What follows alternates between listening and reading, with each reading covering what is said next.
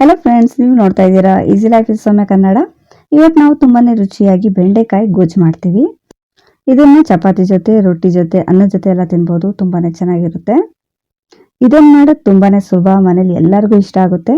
ಬೆಂಡೆಕಾಯಿ ತಿಂದೇ ಇರೋರು ಕೂಡ ಕೇಳಿ ಕೇಳಿ ತಿಂತಾರೆ. ಹಾಗಾದ್ರೆ ಬನ್ನಿ ವಿಡಿಯೋ ಸ್ಟಾರ್ಟ್ ಮಾಡೋಣ. ಮೊದಲಿಗೆ ನಾನಿಲ್ಲಿ ಅರ್ಧ ಕೆಜಿ ಬೆಂಡೆಕಾಯಿ ತಗೊಂಡಿದ್ದೀನಿ. ಇದನ್ನ ಚೆನ್ನಾಗಿ ತೊಳೆದ್ಬಿಟ್ಟು ಫಸ್ಟ್ ಒರೆಸ್ಕೊಬಿಟ್ಟಿದೆ. ಚೆನ್ನಾಗಿ ಒರೆಸೆಲ್ಲ ಆದ್ಮೇಲೆ ಫ್ಯಾನ್ ಕೆಳಗೆ ಒಣಗಿಸ್ಬಿಟ್ಟಿದೆ. ಚೆನ್ನಾಗಿ ಡ್ರೈ ಆದ್ಮೇಲೆ ಕಟ್ ಮಾಡ್ಕೊಂಡಿದ್ದೀನಿ. ಕಟ್ ಮಾಡಿದ್ಮೇಲೆ ಕೂಡ ಒಂದು 1/4 ಗಂಟೆ 20 ನಿಮಿಷ ಫ್ಯಾನ್ ಕೆಳಗೇನೆ ಇಟ್ಟಿದೆ. ಬೆಂಡೆಕಾಯಿನ ಇದೇ ತರ ಮೊದಲು ಫುಲ್ ಚೆನ್ನಾಗಿ ಡ್ರೈ ಮಾಡ್ಕೋಬೇಕು. ಆಮೇಲೆ ಇದರಲ್ಲಿ ಗೊಜ್ಜು ಪಲ್ಯ ಮಾಡ್ಕೋಬೇಕು. ಇಲ್ಲ ಅಂದ್ರೆ ತುಂಬಾ ಲೊಳೆ ಲೊಳೆ ತರ ಆಗ್ಬಿಡುತ್ತೆ. ಇದ್ರ ಜೊತೆಗೆ 1/4 ಕಪ್ ಅಷ್ಟು ತೊಗರಿ ಬೇಳೆನ ಬೇಯಿಸ್ಕೊಂಡು ರೆಡಿ ಮಾಡಿ ಇಟ್ಕೊಂಡಿದ್ದೀನಿ. 1/4 ಕಪ್ ಬೇಯಿಸಿದೆ ನೋಡಿ, ಇಷ್ಟೊಂದಾಗಿದೆ. ಇವಾಗ ಇದ್ರ ಜೊತೆಗೇನೆ 1/4 ಕಪ್ ಅಷ್ಟು ಕಾಯಿ ತುರಿ, ಮತ್ತೆ 3 ಕಾಳು ಬೆಳ್ಳುಳ್ಳಿ ಹೆಸರು, ಮತ್ತೆ ಅರ್ಧ ಟೀ ಸ್ಪೂನ್ ಜೀರಿಗೆ ತಗೊಂಡಿದ್ದೀನಿ. ಈಗ ಇದನ್ನೆಲ್ಲ ಮಿಕ್ಸರ್ ಜಾರ್ಗೆ ಹಾಕೊಂಡು ಚೂರು ನೀರು ಹಾಕೊಂಡು ನುಣ್ಣಗೆ ರುಬ್ಕೋಬೇಕು. ಇವಾಗ ಈ ಪೇಸ್ಟ್ ರೆಡಿ ಆಗಿದೆ. ಇದ್ರ ಜೊತೆಗೆ ಚೂರು ಹುಣಸೆ ರಸ ಕೂಡ ರೆಡಿ ಮಾಡಿ ಇಟ್ಕೊಂಡಿದ್ದೀನಿ. ಇವಾಗ ರುಚಿಯಾಗಿ ಬೆಂಡೆಕಾಯಿ ಗೊಜ್ಜು ಮಾಡಕ್ಕೆ ಏನೆಲ್ಲ ಬೇಕೋ ಅದೆಲ್ಲ ರೆಡಿ ಆಗಿದೆ. ಇವಾಗ ಗ್ಯಾಸ್ ಮೇಲೆ ಒಂದು ಬಾಣಲಿ ಇಟ್ಟಿದ್ದೀನಿ. ಈಗ ಇದಕ್ಕೆ 2 ಟೇಬಲ್ ಸ್ಪೂನ್ ಅಷ್ಟು ಎಣ್ಣೆ ಹಾಕೋತಾ ಇದ್ದೀನಿ. 2 ಸ್ಪೂನ್ ಎಣ್ಣೆ ಸಾಕು. ಎಣ್ಣೆ ಬಿಸಿ ಆದ್ಮೇಲೆ ಇದಕ್ಕೆ ಅರ್ಧ ಟೀ ಸ್ಪೂನ್ ಅಷ್ಟು ಸಾಸಿವೆ ಹಾಕೊಂಡು ಜೊತೆಗೆ 2 ಒಣಮೆಣಸಿನಕಾಯಿ ಹಾಕೊಂಡು ಸಿಡಿಸ್ಕೊಂಡಿದ್ದೀನಿ. ಈಗ ಇದಕ್ಕೆ 2 ದೊಡ್ಡ ಸೈಜ್ ಈರುಳ್ಳಿನ ಸಣ್ಣಗೆ ಹೆಚ್ಕೊಂಡು ಹಾಕೊಂಡಿದ್ದೀನಿ. ಇವಾಗ ಈರುಳ್ಳಿನ ಹುರ್ಕೊಳ್ಳೋಣ.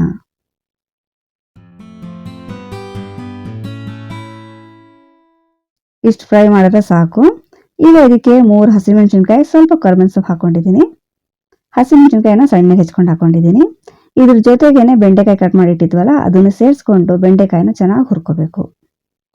ಇದ್ರದ್ದು ಲೊಳೆ ಲೊಳೆ ಟೆಕ್ಸ್ಚರ್ ಹೋಗೋವರೆಗೂ ಹುರ್ಕೋಬೇಕು. ಮೊದಲು 2 ನಿಮಿಷ ಚೆನ್ನಾಗಿ ಈ ತರ ಮಿಕ್ಸ್ ಮಾಡ್ಕೊಳ್ಳೋಣ. 2 ನಿಮಿಷ ಆದ್ಮೇಲೆ ಈ ತರ ನೋಡಿ ಬಾಣಲಿಲೆ ಬೆಂಡೆಕಾಯಿನ ಸ್ಪ್ರೆಡ್ ಮಾಡ್ಕೋಬೇಕು. ಈ ತರ ಸ್ಪ್ರೆಡ್ ಎಲ್ಲ ಮಾಡಾದ್ಮೇಲೆ ಒಂದು 40 ರಿಂದ 50 ಸೆಕೆಂಡ್ಸ್ ಮಾತ್ರ ಬಿಟ್ಬಿಡ್ಬೇಕು. ತಿರ್ಗಾ ಒಂದು 50 ಸೆಕೆಂಡ್ಸ್ ಆದ್ಮೇಲೆ ಮತ್ತೆ ತಿರ್ಗಿಸ್ಕೋಬೇಕು. ಮತ್ತೆ ಇದೇ ತರ ಸ್ಪ್ರೆಡ್ ಮಾಡಿ ಮತ್ತೆ ಒಂದು 40 ರಿಂದ 50 ಸೆಕೆಂಡ್ಸ್ನ ಬಿಟ್ಬಿಡ್ಬೇಕು. ಫ್ಲೇಮ್ನ ಮೀಡಿಯಂ ಟು ಲೋ ಅಲ್ಲಿ ಇಟ್ಕೋಬೇಕು. ಮತ್ತೆ ಇದೇ ರೀತಿ ಸ್ಪ್ರೆಡ್ ಮಾಡ್ತಾ ಮಾಡ್ತಾ ಫ್ರೈ ಮಾಡಿದ್ರೆ ತುಂಬಾ ಬೇಗ ಫ್ರೈ ಆಗುತ್ತೆ. ಮತ್ತೆ ಕಂಟಿನ್ಯೂಸ್ ಆಗಿ ಮಿಕ್ಸ್ ಮಾಡೋದು ಬೇಕಾಗಲ್ಲ. ಆಗ ಬೆಂಡೆಕಾಯಿ ಪುಡಿನೂ ಆಗಲ್ಲ. ಫ್ರೈ ಮಾಡ್ತಾ ಮಾಡ್ತಾ ನೋಡಿ ಈ ಟೆಕ್ಸ್ಚರ್ ಬಂದಿದೆ. ಇದು ಚೆನ್ನಾಗಿ ಫ್ರೈ ಆಗಿದೆ. ಇವಾಗ ಇದರಲ್ಲಿ ಲೊಳೆ ಲೊಳೆ ತರ ಏನೂ ಇಲ್ಲ. ಮತ್ತೆ ಗೊಜ್ಜು ಮಾಡ್ತಾ ಇದೀವಲ್ಲ ಈ ಟೆಕ್ಸ್ಚರ್ ಬಂದ್ರೆ ಸಾಕು. ಬರೀ ಬೆಂಡೆಕಾಯಿ ಡ್ರೈ ಫ್ರೈ ಮಾಡ್ತೀವಲ್ಲ ಆಗ ಇನ್ನೂ ಸ್ವಲ್ಪ ಫ್ರೈ ಮಾಡಬೇಕಾಗುತ್ತೆ. ಇವಾಗ ಇದಕ್ಕೆ 2 ಟೊಮಾಟೋನ ಈ ತರ ಸಣ್ಣಗೆ ಹೆಚ್ಕೊಂಡು ಹಾಕೋತಾ ಇದ್ದೀನಿ. ಟೊಮಾಟೋನ ಜೊತೆಗೇನೆ 1/4 ಚಮಚ ಅರಿಶಿನದ ಪುಡಿ, ಅರ್ಧ ಟೀ ಸ್ಪೂನ್ ಅಚ್ಚಕಾರದ ಪುಡಿ, ರುಚಿಗೆ ತಕ್ಕಷ್ಟು ಉಪ್ಪು ಹಾಕೋತಾ ಇದ್ದೀನಿ. ಖಾರದ ಪುಡಿ ನೋಡ್ಕೊಂಡು ಹಾಕೊಳ್ಳಿ, ಯಾಕಂದ್ರೆ ನಾವು ಹಸಿಮೆಣಸಿನಕಾಯಿ ಕೂಡ ಹಾಕಿದೀವಿ. ಈಗ ಟೊಮಾಟೋನ ಸ್ವಲ್ಪ ಸಾಫ್ಟ್ ಆಗೋವರೆಗೂ ಹುರ್ಕೊಳ್ಳೋಣ. ಸ್ವಲ್ಪ ಲೈಟ್ ಆಗಿ ಸಾಫ್ಟ್ ಆದ್ರೆ ಸಾಕು. ಇವಾಗ ಟೊಮಾಟೊ ನೋಡಿ ಟೆಕ್ಸ್ಚರ್ ಚೇಂಜ್ ಆಗಿದೆ. ಈಗ ಇದಕ್ಕೆ ತೊಗರಿ ಬೇಳೆ ಬೇಯಿಸಿಟ್ಟಿದ್ವಲ್ಲ ಅದನ್ನ ಸೇರಿಸ್ಕೊಳ್ಳೋಣ. ಇದ್ರ ಜೊತೆಗೇನೆ ಹುಣಸೆ ರಸ ಸೇರಿಸ್ಕೊಳ್ಳೋಣ. ಒಂದು 2 ರಿಂದ 3 ಟೇಬಲ್ ಸ್ಪೂನ್ ಅಷ್ಟು ಹುಣಸೆ ರಸ ಹಾಕಿದ್ರೆ ಸಾಕು. ಇವಾಗ ಒಂದ್ಸಲ ಮಿಕ್ಸ್ ಮಾಡ್ಕೊಳ್ಳೋಣ. ಇವಾಗ ಇದಕ್ಕೆ ಕಾಯಿ ತುರಿ ಪೇಸ್ಟ್ ಸೇರಿಸ್ಕೊಳ್ಳೋಣ.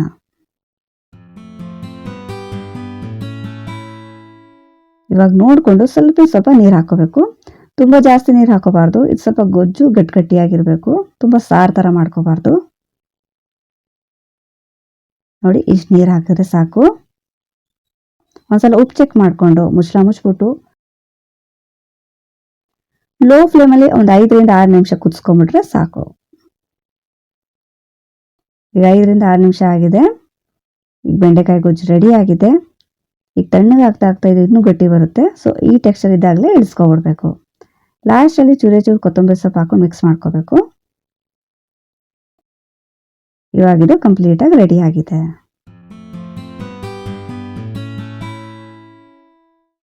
ಇವಾಗ ತುಂಬಾನೇ ರುಚಿಯಾಗಿ ಬೆಂಡೆಕಾಯಿ ಗೊಜ್ಜು ರೆಡಿ ಆಗಿದೆ. ಇದು ನಿಜವಾಗ್ಲೂ ತುಂಬಾನೇ ಚೆನ್ನಾಗಿರುತ್ತೆ. ಒಂದ್ಸಲ ಖಂಡಿತವಾಗಿ ಟ್ರೈ ಮಾಡಿ. ಇವತ್ತಿನ ವಿಡಿಯೋ ನಿಮ್ಗೆ ಇಷ್ಟ ಆದರೆ ಪ್ಲೀಸ್ ನನ್ನ ಚಾನಲ್ನ ಸಬ್ಸ್ಕ್ರೈಬ್ ಮಾಡ್ಕೊಳ್ಳಿ. ವಿಡಿಯೋನ ಲೈಕ್ ಮಾಡಿ. Thank you for watching.